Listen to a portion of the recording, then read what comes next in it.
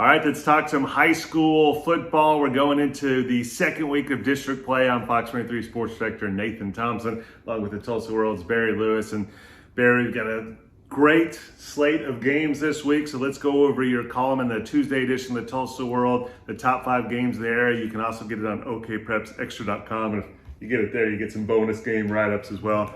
So game number 1, there you go, Class 6A1. This is a good one. Could very easily decide the district title. Jenks at Broken Arrow. Jenks and Broken Arrow, last 3 times they've met, they've been thrillers. So how about a 4th in a row? In order for that to happen, Broken Arrow will have to play a lot better than it did last week when it barely escaped by 7 points at Westmore, which is not a very good team this year. Jenks has been playing really well. Its defense is playing lights out. So Broken Arrow is going to have to raise its game up a bit, but maybe it can. It's got that potential. It'll be Broken Arrow's home opener. And so they'll be very hyped up for the game anyway in Broken Arrow. So it could be a good night. I mean, really exciting night for the Jenks Broken Arrow game. Definitely a little unusual. It's this late in the season and having their first home game, but it should be a good one right there. And we stay in Class 6A1 for the second game, but switch districts over to Norman North and Owasso. Both these teams trying to bounce back after heartbreaking losses. Yes, both of them lost last week because they could not kick a winning field goal on the final play of regulation for differing reasons. So it's really close to being a 4-0 versus 4-0 matchup.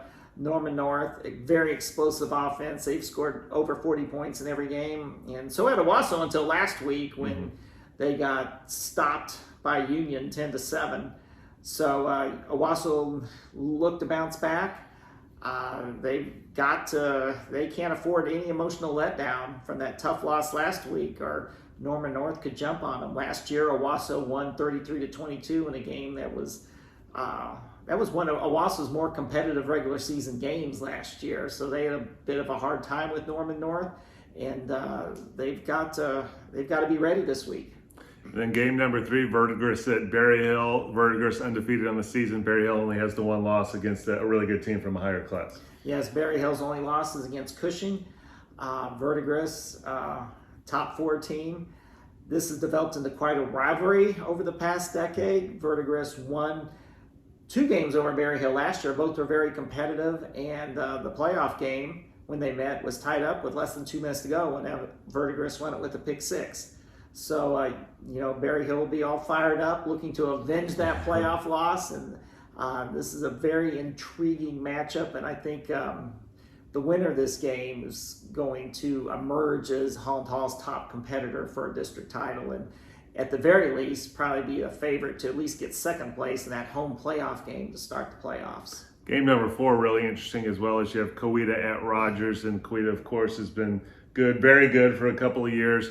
Rogers, had a historically long losing streak into last season, late into last season, and now they're 3-1 and 1-0 in district play. Yes, we'll know more about how good this Rogers team is after Thursday night, because last year's game was totally non-competitive when Coweta beat them 55-0, and that was when Coweta wasn't playing its starters very much. But everything I've heard this year, I've not seen Rogers in person, but everyone who's seen them play is really impressed. And so I think even if Coweta wins, but Rogers plays them a really solid game, I think that would be a step forward for the Rogers program. So I'm going to be very interested to get my first look at both Coweta and Rogers on Thursday night. And then wrapping up the top 5, Collinsville at Sapulpa. Another top 10 battle here. Collinsville is pretty much mowed over everyone they've played, but this is a better team that they're facing this week. Yes, Sapulpa is a very hot team, having won 3 in a row, and its only loss was against Sand Springs. No disgrace there. And they were up on Sand Springs early on in that by double digits. But Collinsville steamrolled everybody, even without star quarterback Andrew Carney. Caden Rush has filled in, done a great job. Last year, Collinsville, had a tough time for about a half, and then they broke the game open in the second half and won 42-17. So I expect them to win again, but you never know. Sapulpa's very hot. They've got momentum coming into the game. All right, there's your top 5. Again, Barry's column is in the Tuesday edition of the Tulsa World if you want the physical copy, and you can go online, okprepsextra.com, to get it any time of the week. And of course, make sure you pick up a paper on Friday so you can get a preview of all the night's actions. And on Saturday, You'll have the recaps, the game stories, the scores, great pictures from the Tulsa World photography team. And then on Sunday, that's Bill Hastings' column on.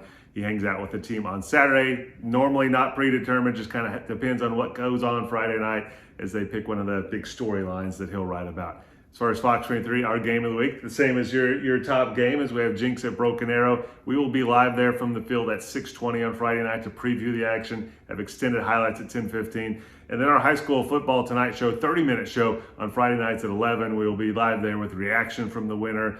Of course, extended highlights. Barry will be there for analysis of that game, plus a couple of other big games from the night. So make sure you watch high school football tonight at 11 o'clock on Fox 23. And you can always get our coverage and our highlights on our fox23.com website. Just go to the high school football page. All right, we'll look forward to seeing you Friday night.